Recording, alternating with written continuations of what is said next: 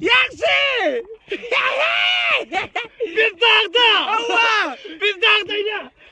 Murat! Yaksi! Hakik ayazlama! Aylan dağa çıktık dağa!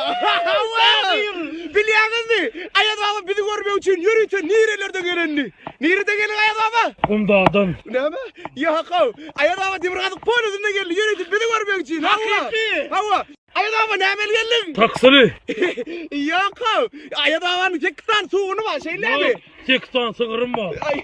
Ya kav böyle de yaksi. Ayaz baba geldi! Hava. Yorkanını kardı. Bir koskoca ayvayın. Ay normal dur! Hey yaksi. Hey yaksi. Yaksi.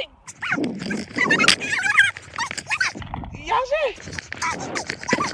Yaksi. Dur. Dur. Değil mi sen?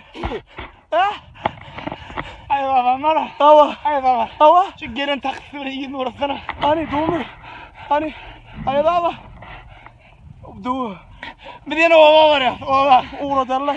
Hayır hava annem gönül uğradarlar. Gel gel! Böyle açın.